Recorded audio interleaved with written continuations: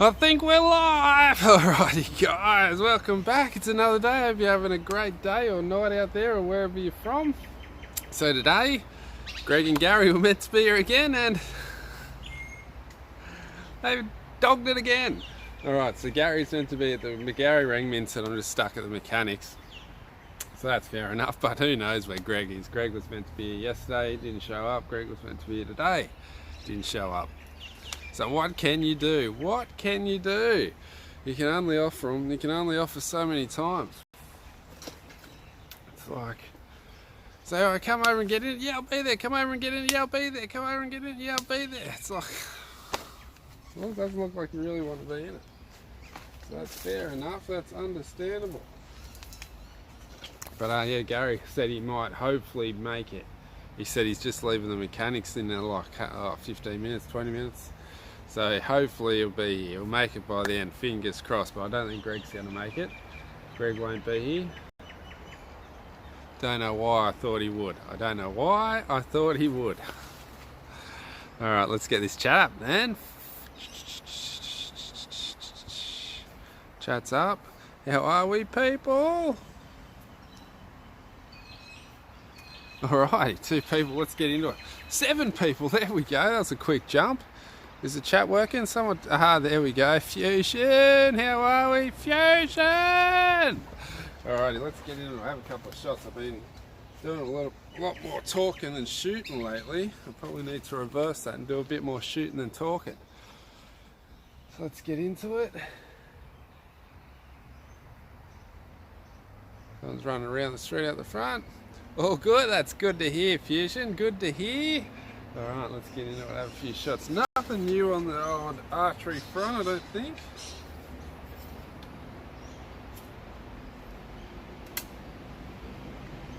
Can't wait for my new bright sight. Can't wait for my new bright sight rest.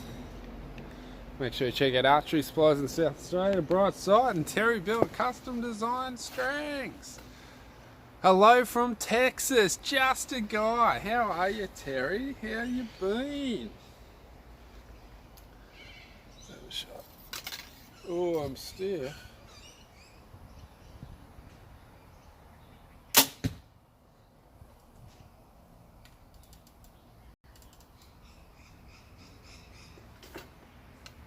Pretty stiff. Stephen Rosberg, is that you, buddy? You big too. The weather is coming tomorrow. Ooh, better watch out for the rain tomorrow. Big T says there's a forecast for rain. David Smart, what's up, Jimmy? Not much, just gonna shoot a few arrows. I'm doing a bit more talking than shooting lately. I need to do a bit more shooting. Get me head back into the gear, get the sight set in and shoot some 10s, shoot some peanuts. We need a few peanuts, that's what we need. A few peanuts.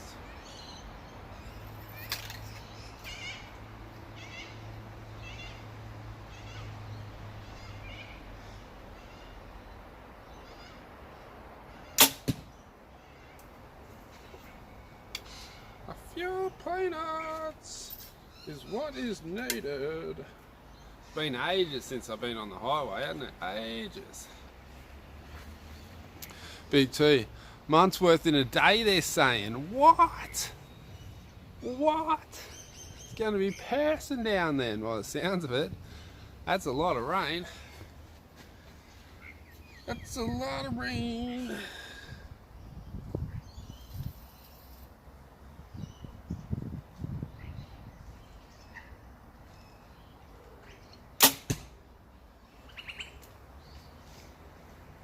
I think I need to put a new face up. Just getting a bit chewed out. Let's go check that out. A month's worth of rain in a day. That's a lot of rain. As the sight's going, I think I'm still a touch high on the old sight setting. Not too bad. Just a fraction on the high side. Let's get a new face thanks to Ublex.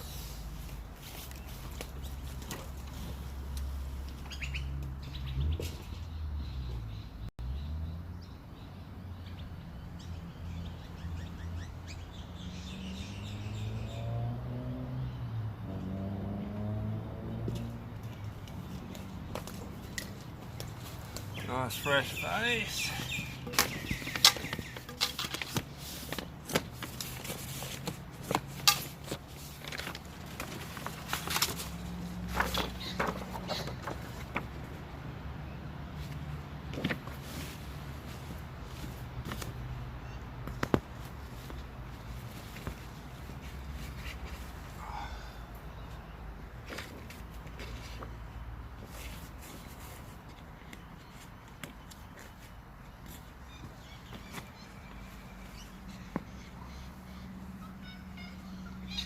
Right, here we go.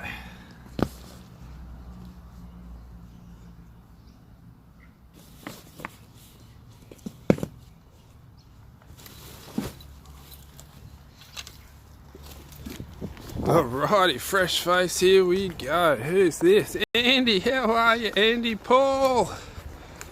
Where's the peanuts? We need some peanuts, that's for sure.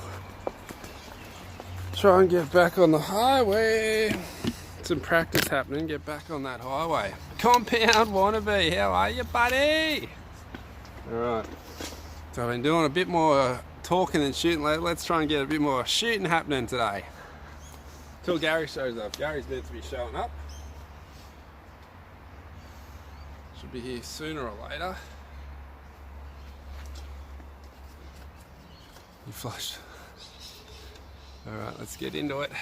Oh, hit the like button for me, guys. Come on, hit that like button. There's 18 of yous, 19 of yous now. So hit that like button. Should be 19 likes. Come on, do me a favour.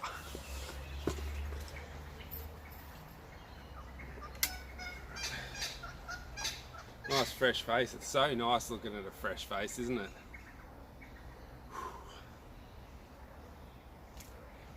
Clicks up.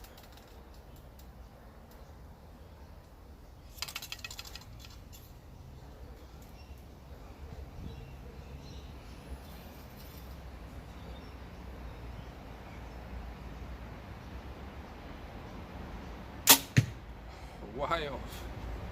Shocker. I just got a really bad float. I wonder if it's because I'm on these stupid pills I'm on. Stuffing me aim up.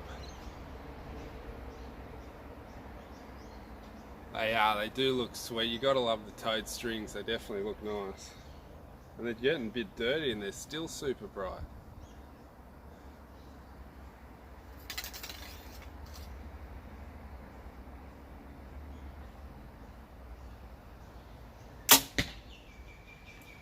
That was better. I think these pills are wigging me out. I just shot with one eye closed then. I never shoot with one eye closed.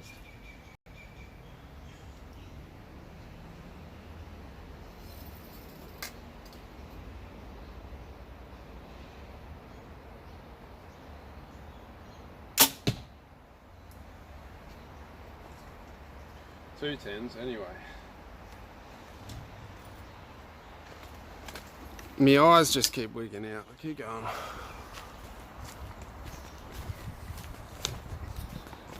Two X's and a weasel. Two X's and a weasel at first one. Dodgy as hell. So we've got 9X. X. At least there's two X's.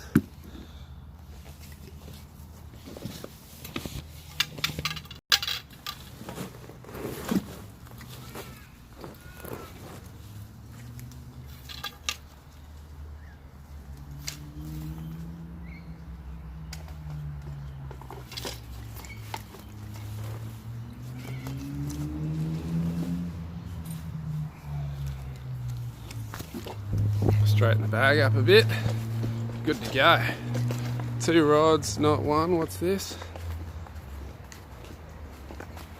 What am I taking, Jimmy? Oh, of course, to me dad. I went and got some bloody antidepressants in their shit house.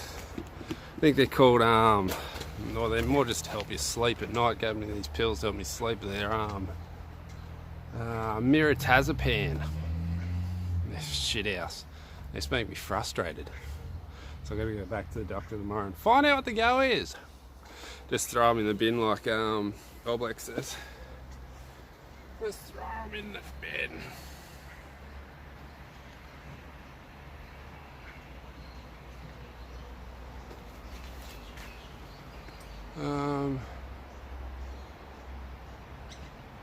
How do you work on keeping your left arm steady, Jimmy? It's just, it's all about the balance, I think. It's all about your stabilisation. That's what makes it, and then it's just muscle. It's like being able to relax. It's weird. I don't know what makes a good hold. Just practice, I think. The only thing you can do to get a steady left arm is just shoot and shoot and shoot and shoot.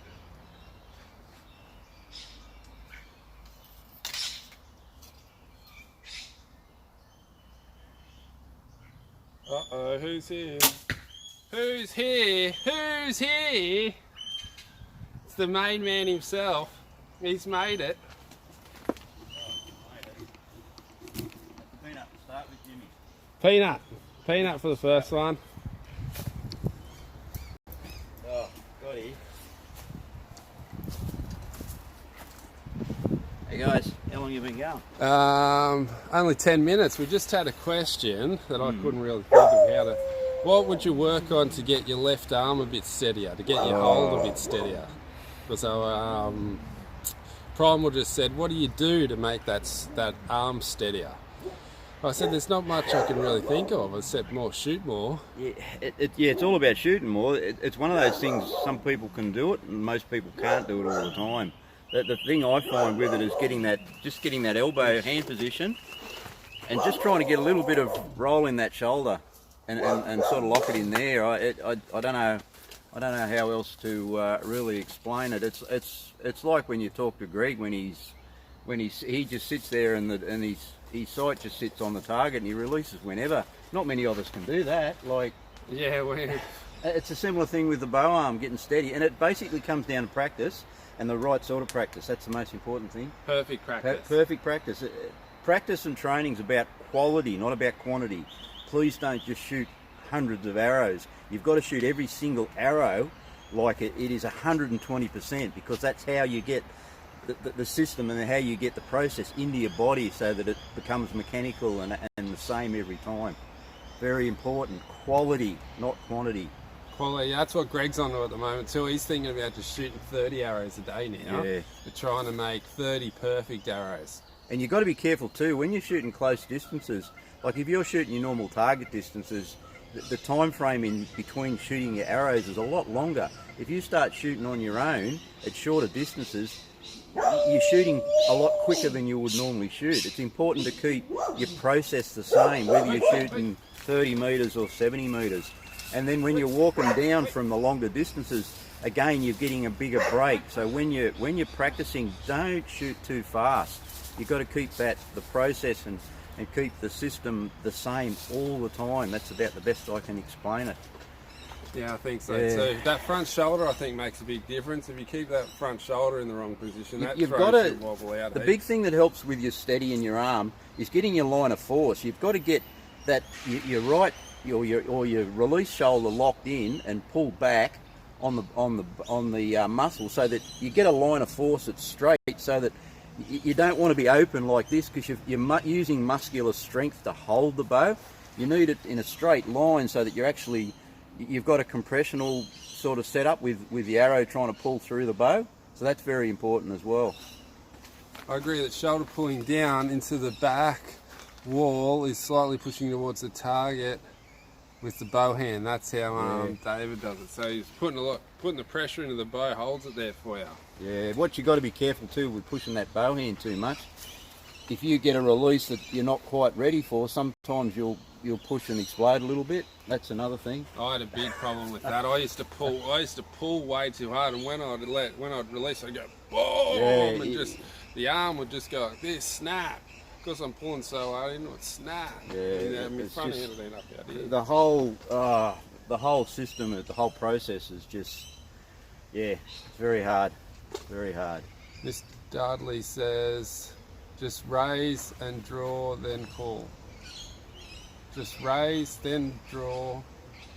What's that? Just raise, draw, and pull. Just raise, draw, and pull. Don't even think about it, Dudley says. Yeah, so that's another thing I was just about to say that. Try not to overthink it as well. You know, like if you're back at full draw and you're thinking about too many things, you're not doing what you should be doing. You'll know straight away if something's wrong. You don't feel comfortable. Like Jimmy had his head tilted back a bit there a little while ago. He didn't feel right, but he couldn't identify it. But as soon as it's picked up, then it feels good. So if you feel something's not right, let down and have another go at it, because there's no good practicing when something's not right. That's for sure. That's true. When I had that face back thing, I thought it was my shoulder, I thought it was the elbow, I thought I just could not work out what it was, but just did not feel comfortable. And little things like that affect other things. Like with Jimmy's head angle, that affects his position with his accu and his string on his nose and his lip or wherever he normally anchors. It affects your release position because your chin line changes. One little thing might affect 5 different processes in the whole system. Yep.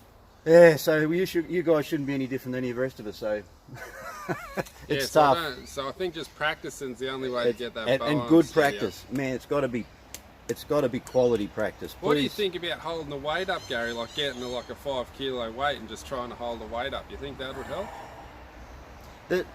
Look, a lot of people do gym work for archery. Gym work, the right type of weight training can help you. I know if I go to the gym at work and try to shoot the next day, I'm a bit shaky, but the day after that I'm quite stable. So make sure if you're going to do that bit of weight work, don't do it too close to when you're actually shooting, because then you'll get frustrated because you're a bit stiff or tight. Definitely gym work helps, the right sort of stuff. Not heavy stupid weights, more high repetition than with lighter weights. That's a big thing. And as far as holding a weight out there, well, this probably comes down to how much weight you got on your bow, because I know some guys shoot massively heavy bows. I must admit I've started putting a little bit more on mine, and I'm changing the position of things.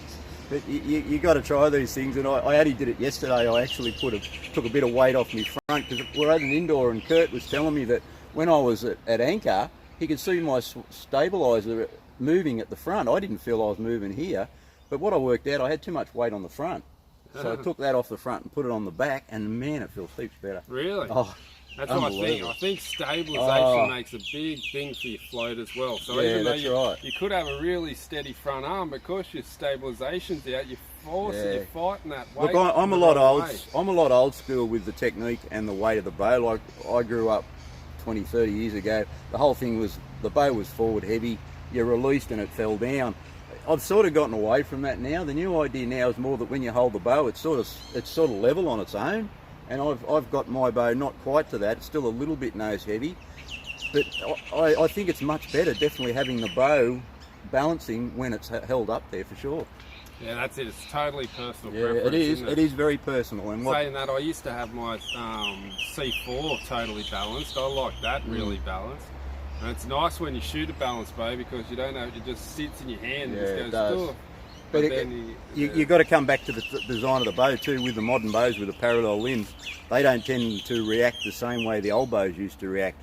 You have the limbs running forward, so that naturally that throws the bow out of your hand.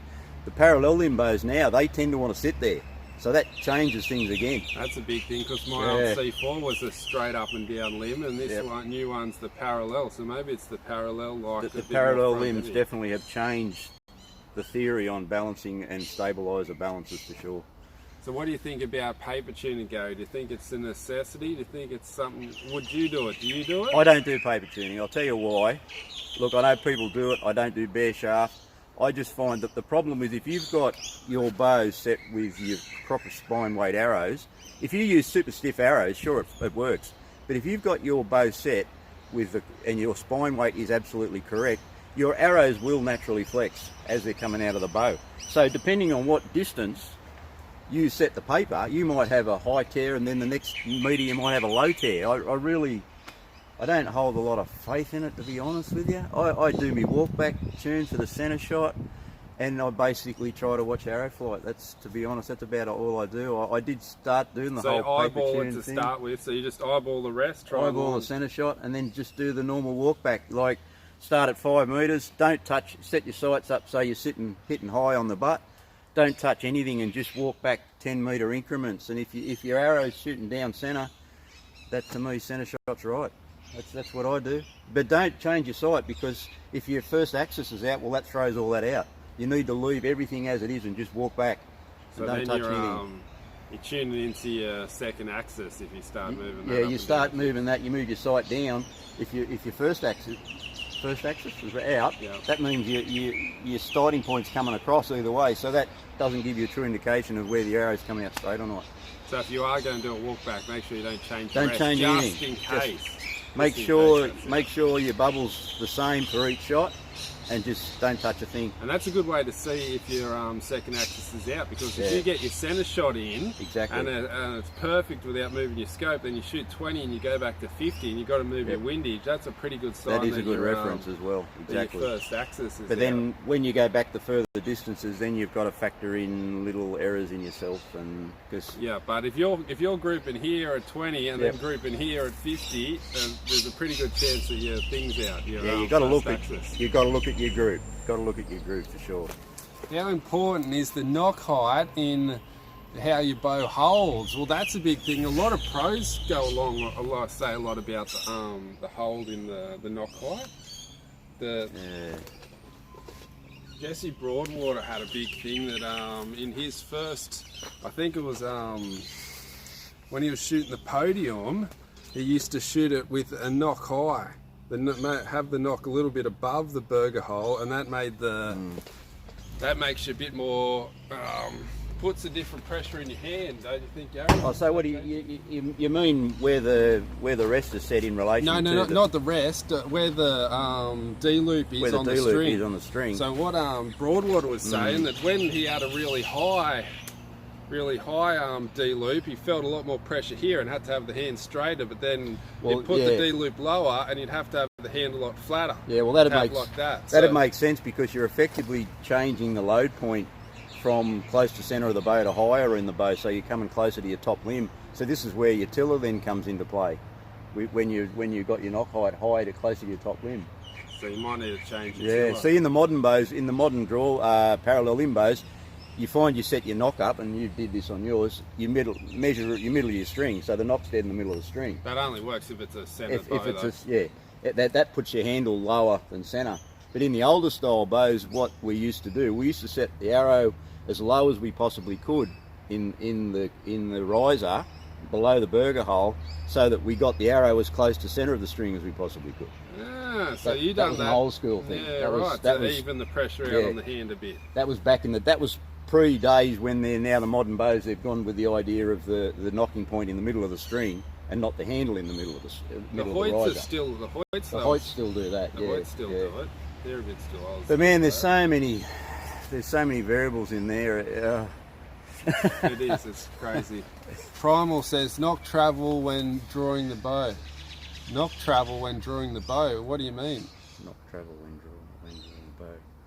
You think you'd go? Of course, it's up and down. It changes the draw, maybe. I don't know. You might be talking about when you draw the bow back, whether the knock's travelling up or travelling down or travelling parallel. Yeah, that could be right. Yep. So that's where the tiller adjustment comes in. It actually, when you release, the adjustment actually makes the knock comes through parallel and straight. Sometimes if you've got a knock travelling top to bottom or bottom to top, that'll obviously affect arrow flight. That's true. So yeah, so you have to tune it for that as well. And that's where you? your paper tuning would probably pick that up. Yeah, so you'd have to do a paper tune. You'd have to do that if you're doing some crazy setup where you're running it out, because that's pretty much putting your bow out of tune to suit your style. Because if you're lifting, because the bow's made to be shot through the burger hole, if you're starting to lift it up above the burger hole, you're playing with the bow to make yourself. So I'd be reluctant to do that. I'd use the burger hole as a reference, consistent reference, either type of bow. Yeah. Like I know with my OK, it is supposed to be handle below the centre of the bow and knock centre, but I can't get it knock centre of the string. It's about 1/4 inch high because it's actually too close to the bottom of the riser. So they're saying Hoyts are designed to have a slight knock high to ramp the blade, give the arrow direction. What you've got to be careful of, if you've got a knock high and the knock comes in at that angle, if you're using a blade rest, then you've got an issue with maybe interference on the blade as it comes off.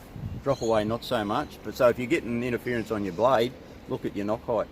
That's what he's saying. They were saying having a bit knock high on the blade so it runs down the blade the whole time of the shot. Yeah, you'll find if you watch something in slow motion, the arrow sits on the blade for that much, and then it never touches it because the arrow actually jumps and starts flexing. So you'll be surprised that it doesn't sit on the blade long at all. And as soon as the arrow's shot, the pressure from the arrow knocks the blade out of the road, and the blade's doing this. They don't do much. As soon as the arrow hits, the blade gets whacked, and then it comes back up just before the veins. So you don't really get much travel anyway, except for the back half, about that far up down the back. You find you don't, the contact with the arrow to the blade or to any rest is very, very minimal, very short period of time, providing your arrows are spined correctly and they're doing the right thing coming out of the bow. Yeah, they don't touch long at all. That's what I noticed when I was powder tuning it. I'd only get like the back half really would get the lines in it from about that far back of the arrow, because I think it would hit the pressure from the arrow hitting it would just knock it down. The arrow starts travelling, and the blade comes back up. And this is where we go back to setting your knock height to suit thickness of arrows too. Because if you, like I showed in a video a while ago, go back and check out that video. Gary talks about knock height and the importance of having a good knock height. If you've got your arrows knocked for a 5mm arrow, like a target arrow, and then you put a 9mm arrow on it, the arrow's sitting uphill, so it's automatically going to belt the blade on the way out. Yeah. But having said that, with a drop away, it's not such a big deal because it's gone, whereas the blade's always there. Yep. Yeah. But again, you still want to fish in an effective flight. You want the thing set every time. Like when I change from my indoor to my vaps, I always change me knock, always. Primal says Mathews like their arrows above the burger hole. Why do you reckon that is? At least all the ones I've seen. Yeah. I haven't heard that. I haven't seen the burger hole's only really a reference for you, obviously, for setting your rest. So whether it's designed, that's where your arrow's supposed to be. I don't know. I think the burger hole's dead set in the middle of the riser. Is it? Is that what they do, or something like that? Well, it can't be. I suppose. No, not on an older style. The old one has to be above the center. And it wouldn't be on a new one either, because it's it'd be close on the parallel limb bows with the handles below center of the riser. The burger hole would be pretty close to the centre because it would be level with the knocking point in the middle of the string. Compound Wannabe says you want to have your drop away 4mm high to counter the drop. 4mm high. Well, that's providing your knocking point on your string keeps your arrow parallel off the string. I don't know how. 4mm high knock. So he's saying have a high. He's saying what you're saying. 4mm high. Yeah, he's saying have a towel high. 4mm. That's huge. That's a big. That is a lot. No, I set mine up square off the string because as soon as you release, the string takes over the action on the arrow, and the riser drops away when my rest drops away when the arrow's travelled about that far, and then it's out of the way. So I always set mine up square off the string. 4mm is fairly high. 4mm is a lot. Yeah. That's a bit of an angle. It's very high. Yeah. I think you'd be getting a tail high. Tail high. Yeah, I don't know. Unless you've got. I suppose that's where it comes back to tuning into your mistakes. You might have a big heel where you're heeling the bow and kicking it out naturally, so you're like correcting your high arrow flight with a low arrow flight or low tail or high knock. Look, guys, at the end of the day, you're going to get people with different ideas. That's what Compound says. He gets a perfect bullet hole doing that. Yeah. All right. Well, if it works, it works. There you go. So you're just tuning it to your hand grip or tuning something it to for your me to style. think about. But you've got to listen to all the people giving input, because somebody will say one little thing and you'll go, oh, that'll get my OCD working, and then I start analysing it and over-analysing it and then changing things. But you've got to listen to people, because even people that haven't been in the sport a long time, they'll come up with an idea, because this sport attracts people that are quite eccentric or overthinkers, particularly with compounds. So you've got to listen to people, because sometimes they'll say one little thing and it'll get you thinking. So like Jimmy's come up with a couple of little things that's got me thinking.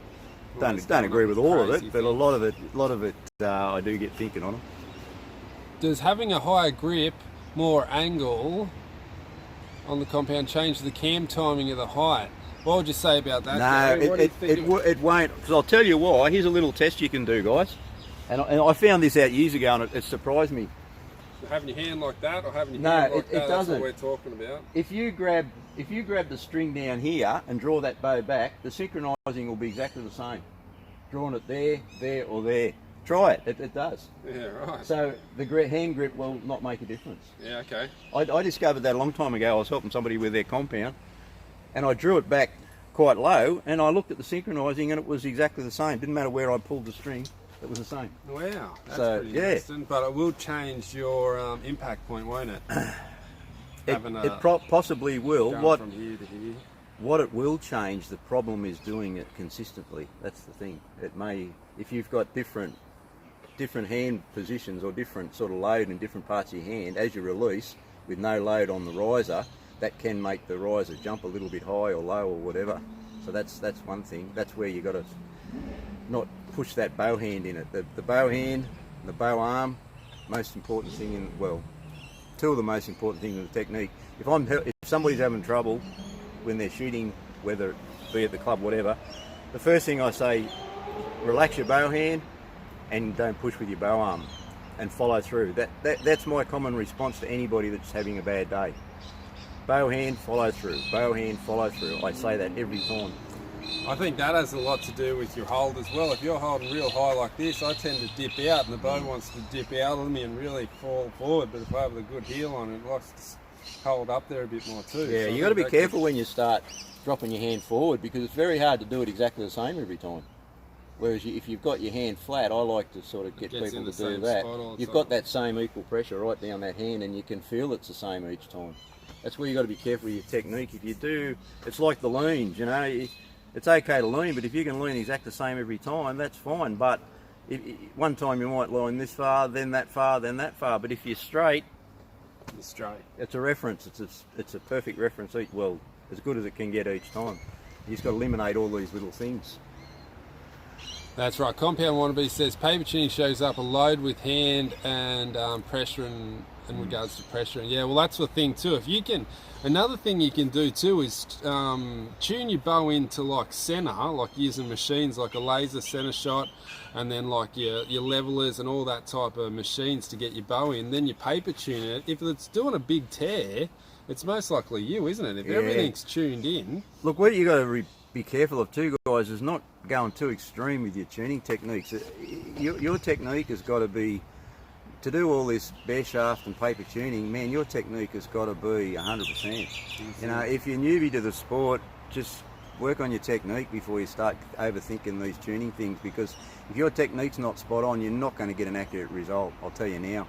And an out-of-tune bow will shoot in the same spot every time. Exactly. Your groups mightn't be as tight, but if your technique's spot on and you're doing the same thing each time, a bow way out of tune will shoot a group.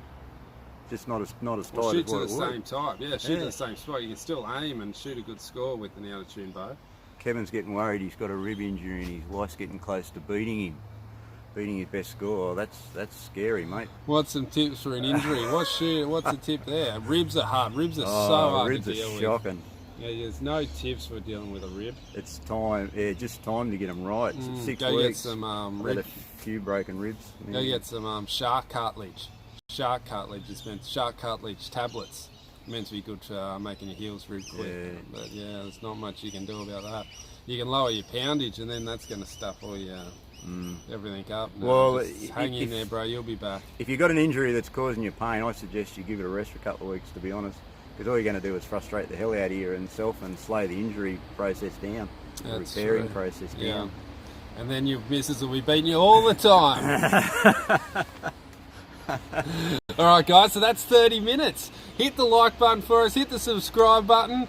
Tell us in the comments if you're watching this after, not the livey. Let us know in the comments below. Still comment if you're watching after the fact and it's not live. Let us know, I'll always reply and get back to you. Interested in shoot around without a stabiliser. Oh, yeah, I've that's tried horrendous. That. I had dramas when we started doing the 3D, not having the full target setup. Right, yeah. I can't believe how much difference it makes. Around everywhere. Yeah. Alright guys, we'll see you tomorrow. Hit the like button. See you soon. See you later.